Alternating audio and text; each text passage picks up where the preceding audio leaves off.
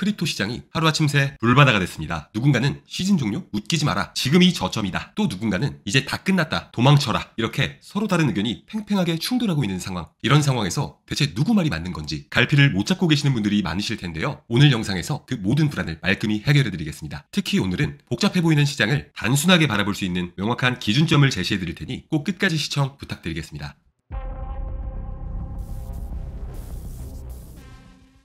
여러분, 49K에서 시작된 상승 구조가 무너졌습니다. 그래서 며칠 전에 이 시나리오로 봐야 할 것 같다고 유튜브 게시물에도 급하게 이 작도를 올려드렸었는데요. 더블탑의 넥라인을 돌파했으니 이 박스의 크기만큼 1대1 대칭 자리까지는 열어둬야 한다. 약 70K 초반대까지는 떨어질 가능성이 높다라고 말씀을 드렸었죠. 하지만 이번 하락을 위험하다고 생각하기엔 썩연찮은 부분이 너무 많았어요. 그래서 계획과 다르게 이 더블탑에선 돌파 매매를 하지 않고 그냥 보내줬습니다.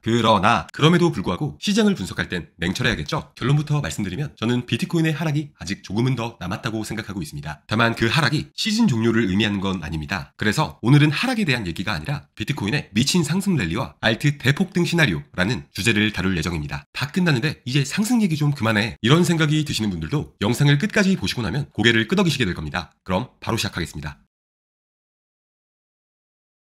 현재 이 상승 구조는 붕괴됐습니다. 하지만 아직까진 이 구조의 내부 파동에 대한 되돌림에 불과해요. 이 구조는 아직 건재합니다. 그리고 비트코인의 과거 사이클과 현재를 비교해보면 이전 사이클에선 큰 조정 없이 원웨이로 상승한 것 같은데 이번엔 뭔가 좀 다른 것 같지 않나요? 그런데 착각입니다. 시장 자체는 변한 적이 없어요. 이건 16년도의 사이클인데요. 차트에 보이는 두 개에서는 일반적인 이평선보다 노이즈가 적고 스무스하다고 해서 스무디드 무빙 에버리지, 줄여서 SMMA라고 불리는 이평선인데요. 각각 20일과 50일선이에요. 자, 그리고 얼핏 보면 원웨이로 상승한 것 같지만 그 과정에는 이렇게 반년 이상의 엄청나게 지루한 콘솔 구간이 존재합니다. 그리고 콘솔 구간을 돌파한 이후에도 약 40%가량의 하락이 있었습니다. 심지어 하락 이후 바로 출발하지도 않아요. 이렇게 질질 끌면서 또다시 콘솔 구간을 만들죠. 하지만 그 다음 분출부터는 장세에 변화가 생기는데요. 이렇게 좌우로 지루한 구간은 사라지고 위아래로 변동성이 큰 원웨이장이 시작됩니다. 여기서 중요한 기준이 되는 게 바로 SMMA인데요. 비트코인의 상승 사이클이 주봉의 20 SMMA를 타고 이어졌음을 알 수 있습니다. 그리고 50 SMMA에 도달했을 땐 반등 이후 추락했습니다. 이건 20년도의 사이클인데요. 여기도 콘솔 구간이 있죠. 마찬가지로 콘솔 구간을 돌파한 이후 큰 하락이 있었습니다. 그리고 역시 바로 출발하지 않고 질질 끌면서 또 다른 콘솔 구간을 만듭니다. 하지만 여기서도 그 다음 분출이 장세 변화의 트리거가 되는데요. 좌우로 지루했던 구간은 사라지고 위아래로 변동성이 큰 원웨이장이 시작됩니다. 그리고 주봉의 20 SMMA를 타고 사이클이 이어지죠. 여기서도 50 SMMA에 도달했을 때 반등 이후 추락했습니다. 이 사실을 알고 지금 자리를 보면 콘솔 구간 돌파 이후 큰 하락, 이 하락이 50 SMMA에 도달하지 않고 보합세로 접어든다면 같은 패턴이라고 볼 수 있겠죠? 만약 제 예상대로 지루한 장세가 이어진다면 많은 분들이 여기서 시장을 떠나지 않을까 싶네요. 그리고 그 콘솔 구간 위로 시세가 분출하는 순간 그때가 원웨이장의 시작이 될 거라고 생각합니다. 더불어 13년도의 원웨이 파동과 20년도의 원웨이 파동을 비교하면 비트코인의 시가총액이 13년도에 비해 20년도가 훨씬 무거워졌기 때문에 파동의 길이가 절반 정도로 줄어들었음을 알 수 있습니다. 이를 이번 사이클에도 대입해보면 대략 200K 부근이네요. 결국 13년도에도 20년도에도 그리고 지금도 시장은 늘 똑같이 움직이고 있습니다. 이게 시즌 종료가 아니라는 첫 번째 근거입니다.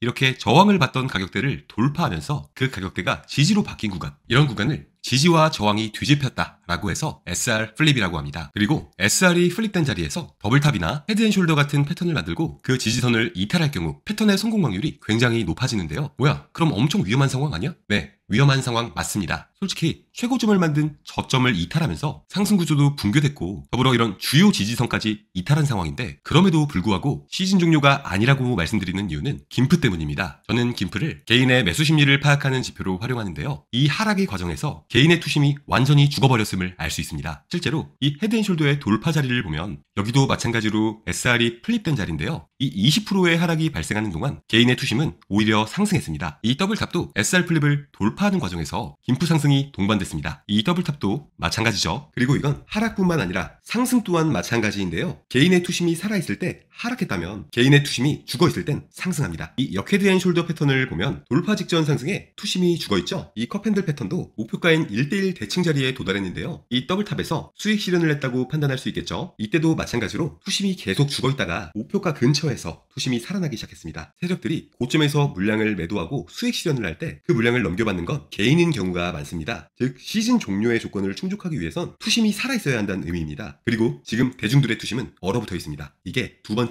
근거입니다.